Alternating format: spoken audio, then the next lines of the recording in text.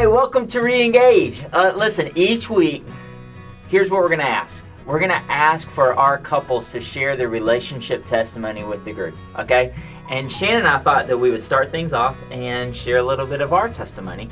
And we want to show you what it's going to be like each week, okay? So here's what we did. We wrote it down, we went over this together, and we're ready to share it with you. All right, so here we go. All right, for me, my parents moved around quite a bit when I was growing up. We never really lived anywhere for more than a few years, so when my dad got the call to move to Cordele the summer before my senior year, it was kind of a shock. But then again, not really, because we moved so much. And after contemplating whether or not to stay with my grandparents and finish high school in Waynesboro, I made the decision to move to Cordele. Mostly because it was bigger and it had a Walmart, which was like a really, really big deal. And I was so nervous to start school in a new situation, but I learned a lot about myself at age 17, and I learned that I was extroverted, and I really tried to make the best of that situation. And then I met Shannon. So we started dating the end of my junior year and Jimmy's senior year. We were both 17, and he was the new kid in town. He was funny, and he was just a genuinely good guy, which I was completely attracted to. Yes, she was. He ended up commuting his first year of college, and then we both went to UGA together. So we dated all through college, and we got married right after we graduated. Yeah, so Shannon was 21. I had just turned 22, which is, gosh, when we look back on that was so young. Too young. And in June '98, we just graduated from UGA. And then in July, I got a job in Cordele as a youth minister. And in August, we were married. So a lot happened very quickly. And here's what I did. I jumped into work and basically spent all my time at the church.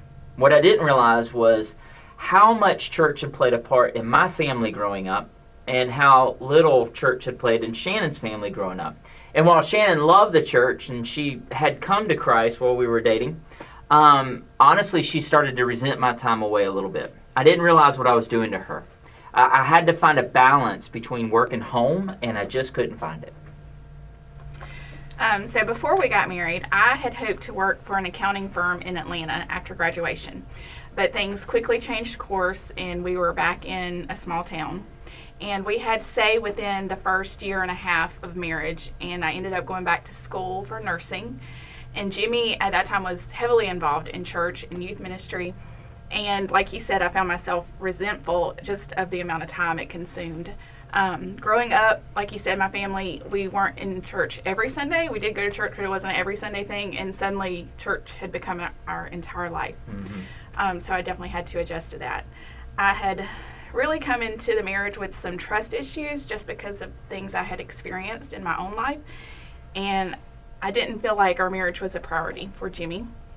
We were also very poor. Very poor. So we had stressors on so many levels, and we were so young.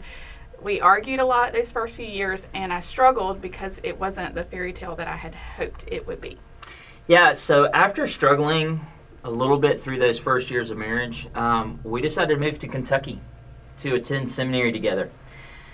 And when we did, we moved to the most picturesque little, rolling hill town. Like when you think of Kentucky, like this was it, yeah.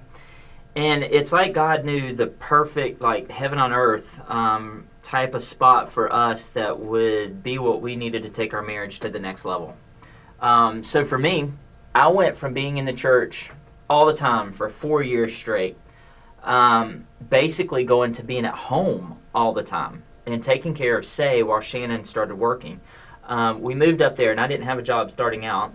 Shannon did because I was starting school. And so I had the first 3 months of no school and no job, or looking for a job, trying to find a church at that time, of just being at home. And I was changing diapers. I was just being with my family. There was no youth. There was no church. There was no job. There was no extra anything. And honestly, I kind of just struggled with that a little bit. Mm-hmm. But it was exactly what I needed. And God was working on me and my relationship with Shannon and our family. So when moving to Kentucky, I was anxious because, except for the years at UGA, I had never lived anywhere other than my hometown. So that was a big change. I had also never been far away from my mom, whom I'm very close with. And 3 years up there seemed like it was going to be an eternity for me. I was also taking my first job as a nurse, so there was suddenly a whole lot of change. But God was so good to us in Kentucky. He knew we needed that time more than anything, and I think we both look back on it as when we were really able to focus on each other and our marriage. The 3 years we were there literally flew by, but we grew so close during that time. We were just kind of living in our own little bubble, and things were wonderful. Yeah. So after that time in Kentucky, we moved back to Georgia, and we were placed in Columbus, my first church, being appointed in the Methodist system. And that was great, but the time we spent up there was so wonderful, and it really brought us closer to each other and closer to Christ. And that showed in how we began praying with each other each night, spending time together, and it showed how I began discussing church-related issues with Shannon before overcommitting myself to my work. And St. Luke was great. My first appointment was being an associate over at St. Luke, and we really enjoyed our time there. But we have really enjoyed where we are at the Ridge and the opportunity to be with so many young families in their walk with Christ. And we're really excited about what Reengage will do for our church.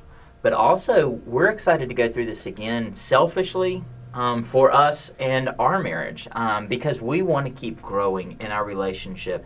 And we always look forward to what God is going to do through us next. So that's a little bit of our testimony. Thanks for listening. So here's what's going to happen. We're going to ask each couple to participate. And we want you to share as much or as little as you'd like. It could be just a few short sentences. It could be a few short paragraphs. That's fine. It's up to you. And you know what? If you just don't feel like sharing, like you're just not in a healthy place to share, that's okay. Okay, this is a judgment-free zone in your group. We understand, and we don't want to pressure anybody.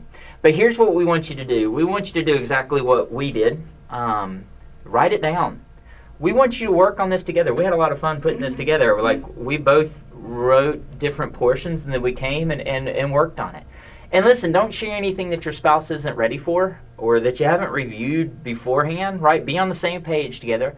But here's what you do. Just tell us where you've been. Tell us what God has done in your life. And tell us what you want God to do next, okay? Also, you can use this time to just kind of share with your group any prayer requests that you might have as a couple as you move forward. Okay, another thing, try not to make it too long. We've got a lot to cover in these Reengage meetings, so try not to make it any longer than 5 minutes, okay? And your group leaders will go first next week, okay? So you got this week and you got next week until it's anybody else's turn. So take a breather. It's okay. It's not going to come too quickly. You got a couple of weeks to kind of think about it, okay? And you know what? Have fun with it.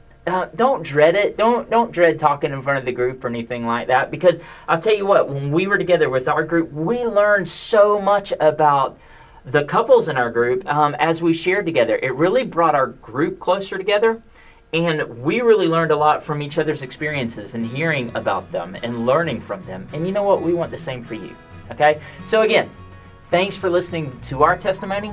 And your group leader will now add any additional thoughts about your group and sharing testimony.